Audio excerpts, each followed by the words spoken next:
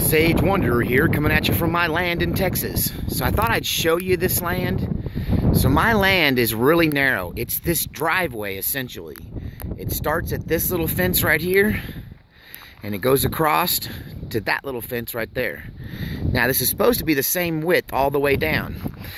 Now, this driveway, I was hoping would take me to the very end of the property, but what happened is, when I put this driveway in, I was trying to get to my house, which was over towards the center, because all this land used to be mine.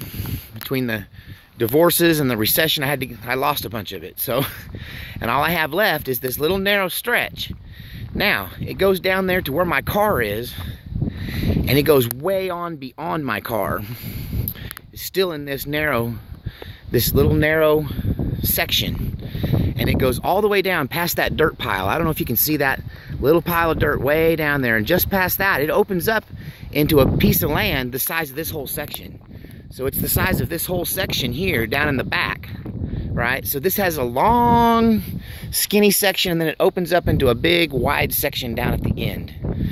And so problem is, this driveway kind of terminates into this tank up here on the property line, because it was going towards the center of my property at the time, and it needs to stay over here towards this fence. So starting right about there where my car's at, I gotta deal with some drainage by putting in some water pipes, some drainage pipes in there, and build a driveway that kind of connects me to the back of my property, right?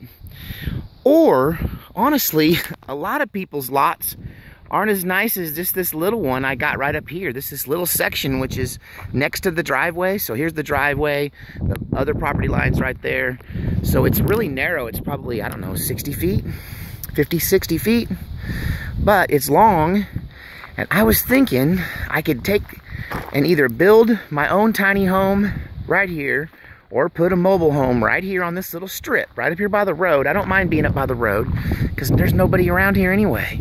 I'd have to listen to the cars go by. But the guy that sells those little skid homes, that's tiny homes built on a skid, so they're portable. And he said, you know, for $200 or $300, you can just move them. So what I'm kind of thinking about doing is, for about $7,000, $8,000, they'll bring one of those little 32 by 14 shell homes, little shell sheds. One lady called it a she shed out here, and they'll just set it right here for me, right on this little grassy patch. And instead of trying to go back and put it back in the meat of the land, I can just use this section up here, I ain't greedy, and then leave that section in the back for my hunting. I hope you can hear me from all the wind, but I apologize for the wind and the audio on that. But I'm thinking that just this little section right here, next to the driveway, I could put one of those little, like the one I showed you in the other video. And the thing with that is, because I own my own land, like, they'll just put it out here without a credit check.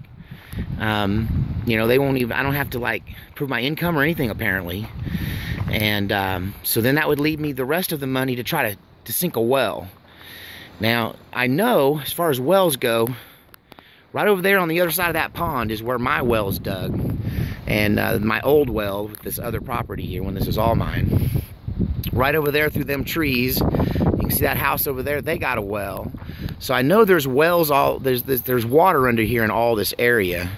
So I think I ought to be able to probably sink a well, I'm thinking, right there. Just like right here by this telephone pole. And instead of using, having a septic system, I may go with the composting toilet. I don't know, I'll have to look into at least for now. I mean, there is enough here that I could put a drain field right down this little skinny line here, more than likely. And, but I gotta have so much distance between my well and my leach lines. And then again, I don't even know if they'll do regular percolated septic tanks with leach lines like they used to nowadays. They were moving towards these systems that filter the water, and then you use this, it puts the wastewater out on sprinklers, like it purifies it and then it sprinkles it out on your yard. And those systems are more expensive. They're like $6,000 instead of like $3,000 or $4,000. They're $6,000 to $8,000 or maybe $10,000. I don't know. I haven't checked in a long time. So I don't know what to do about all of that. I just know that for right now, I could call the electric company and they would attach. I would just have to build what's called a banjo, which is just the thing that they connect to, and wire that to the tiny home. And this section that you're looking at here, just this little narrow section, would be perfect to put a trailer or a tiny home right up here by the road. And then if I wanted to move it later on, I could, except if I dig a well and a septic, that's additional cost. But then again, I might just decide to live right here if the cars don't bother me too bad. I mean, I've been living in the city, so this still seems like way in the middle of nowhere. But I have a beautiful section of land way back over there, yonder, that is,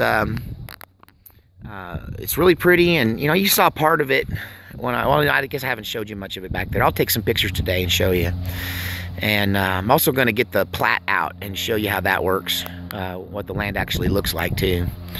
But I'm thinking about, just to be expedient, quick, and with the least amount of hassle, I'm going to do what my mama said I should have done all those years ago. Instead of building this long driveway to get clear to the back of the property all those years ago, she said I should have put my house up here on the road. It would have saved me a lot of money. And she was right then, but I wanted that seclusion and privacy. I wanted dogs away from the road and all that. But nowadays, I'm just looking for the easiest route, the most expedient route to a place to live.